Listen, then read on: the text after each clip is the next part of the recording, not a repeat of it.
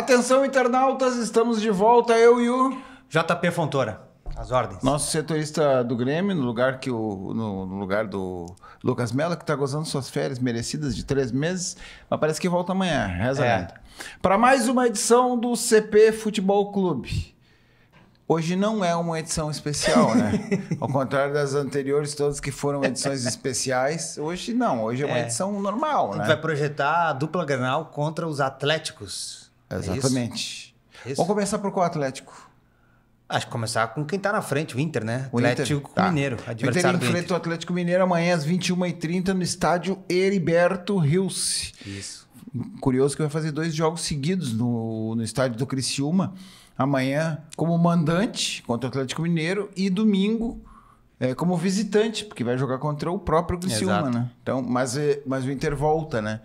Sim. É pertinho, né? pertinho, então ele foi hoje, deve chegar lá, tem a chegada prevista para as 10h30, 11 horas da noite, e enfim, joga lá e depois do jogo volta para cá, treina aqui até sábado, e sábado volta para Criciúma de novo. O Eduardo Cudê tem alguns problemas para definir o time, né? O Fernando e o Bustos estão suspensos, o Alan Patrick não treinou ontem, e a gente não sabe se ele treinou hoje ou não, mas a tendência é que ele também fique de fora desse jogo, porque ele já fez um sacrifício para jogar o Grenal, jogou, não teve uma atuação assim maravilhosa, mas ele participou da jogada do gol e acabou sendo decisivo. Então valeu a pena o sacrifício. O que mostra, né, Fabrício, não sei se tu concorda comigo, como o Inter deu uma importância Pro Grenal, pro né? Grenal, como o clássico merece ter, né? Aquela história de que são 3 pontos iguais. Não Tá é. implícito aí nessa tua fala que os 3 pontos eventuais contra o Atlético Mineiro seriam diferentes. Exatamente. Do que o E não Inter foi só teve isso, contra o né? Grêmio. Não foi só o Alan Patrick Sim. que demonstrou isso, né? O Cudê está utilizando uma estratégia de rodar o grupo, de dar oportunidade para todos, e fez isso nos jogos anteriores ao Grenal, mas no Grenal ele colocou todos aqueles que a gente considera, entre aspas, os mais titulares, né? Se o Grenal fosse amanhã e tivesse sido Inter e Atlético domingo, o Alan Patrick, nas condições que jogou no sábado, não teria jogado contra o Atlético. Né? Exatamente. É assim que eu leio, pelo menos. É, isso aí. O Inter valorizou o Grenal e acabou que tá corretíssimo. Enfim, se eu pudesse chutar um time, eu ia para começar contra o Atlético Mineiro amanhã, eu ia de Fabrício, que vem jogando bem. Não teve nenhuma falha enquanto está substituindo o Rocher. No Grenal ele não teve nenhuma defesa assim que fosse que baita defesa. Mas fez a que foi no gol. Ele segurou as bolas ali que chegaram no gol, ele segurou. A maioria sem grande dificuldade, mas enfim.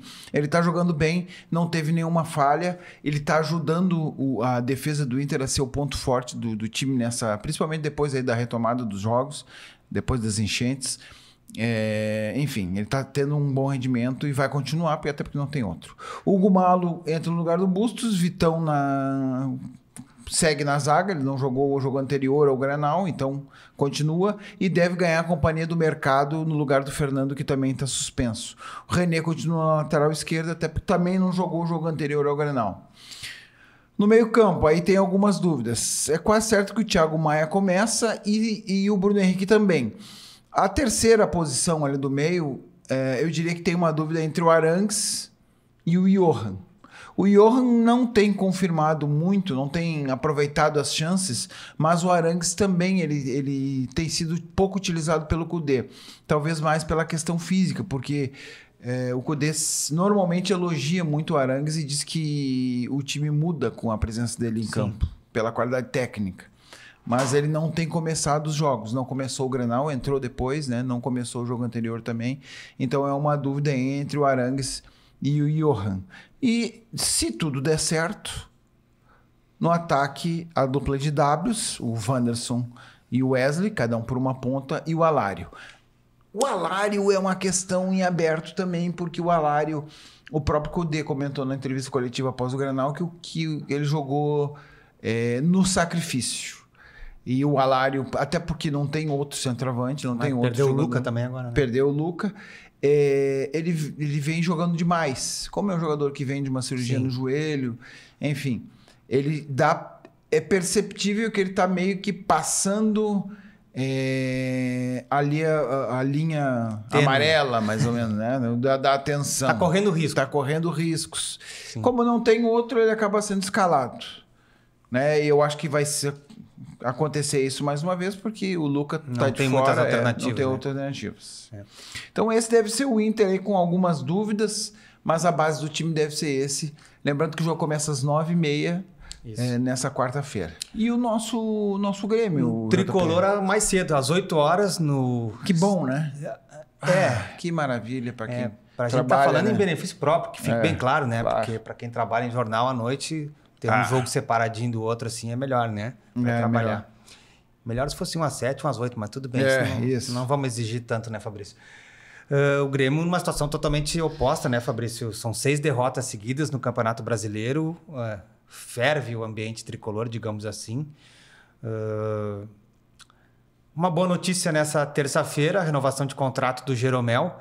Por mais veterano que seja, a meu juízo, ele empresta ainda qualidade técnica ao time e principalmente moral dentro de campo, né? Não é à toa que o Jeromel é o capitão do Grêmio há bastante tempo.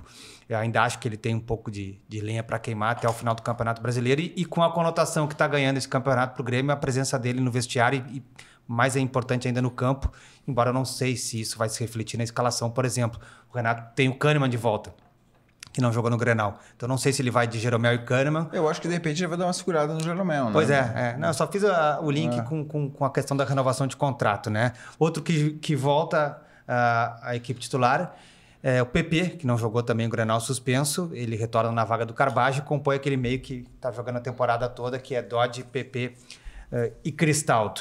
O Grêmio está na zona do rebaixamento. Curiosamente, o adversário, que está com o técnico interino, pois demitiu o Jair Ventura na semana passada, tem 3 pontos a mais e é o primeiro fora da zona do rebaixamento. Ou seja, o Grêmio ganhando trocaria de posição com o Atlético Goianiense. Tu abriste a tua fala aí sobre Inter e Atlético Mineiro em Criciúma, que depois do jogo o Inter volta para casa. O Grêmio é a primeira vez que vai fazer esse processo desde que começaram as enchentes, né?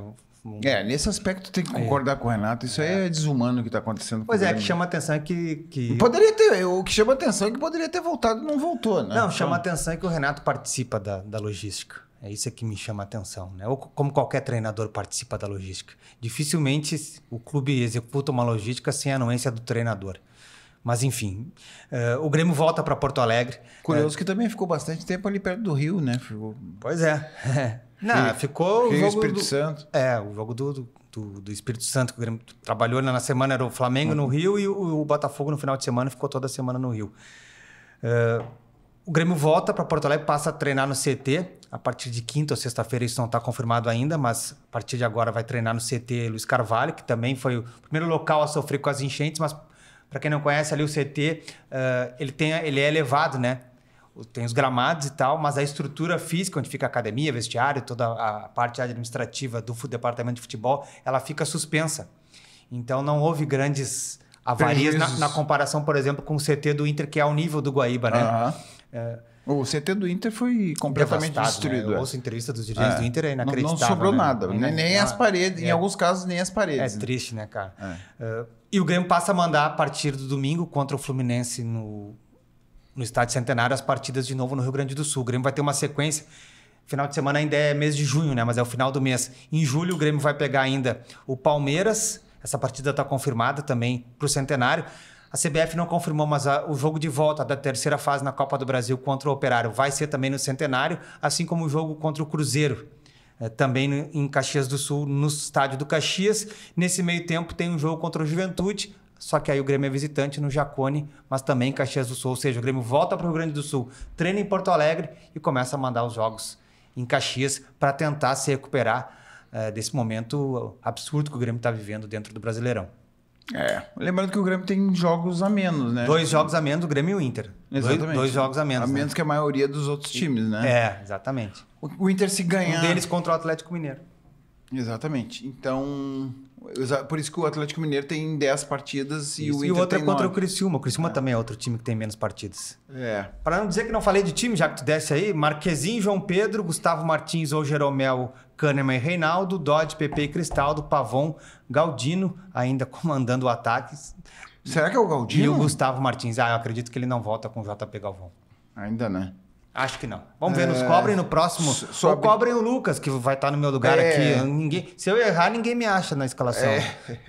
Só tô olhando aqui a tabela, o Grêmio tem 6 pontos e 9 partidas. Isso. Todos os outros times, até o Cuiabá, que tá em 14º, tem 11 jogos. Ah, eu não tinha feito essa observação ainda. Tem 2 jogos a mais que o Grêmio. Então, se o Grêmio ganhar Troca de posição com o Atlético, né? se o Grêmio ganhar um desses jogos atrasados, já sai da zona de rebaixamento, né? Então, a situação do Grêmio é ruim, evidente, mas pela sequência. Né? E esse primeiro compromisso já é direto, né? O Atlético Goianiense entra na zona do rebaixamento. Exatamente. Vamos ver o que vai acontecer, Fabrício. Então, tá. Foi um prazer dividir contigo esse espaço nobre, viu, Fabrício? Espero que o pessoal tenha gostado também. Com certeza, vamos pedir inclusive que tu volte. Provavelmente tu vai ser chamado a participar de outros programas, né? com o Lucas aí. Tá bem. Pra mim vai ser um prazer. Então é isso, pessoal. Ficamos por aqui. Lembrando que amanhã o Inter joga às 9h30 contra o Atlético Mineiro. E o Grêmio a partir das 8 horas contra o Atlético Goianiense. Cada um com objetivos diferentes. Não se esqueçam aí de curtir esse vídeo, de se inscrever no canal do Correio do Povo no YouTube e de compartilhar esse material, esse conteúdo aí com parentes, amigos e inimigos à vontade, né? Bota nos grupos da família. Bota o joinha. E não esquece de deixar também o famoso joinha. Ficamos por aqui. Até a próxima quinta-feira, porque amanhã tem rodada. Valeu, pessoal!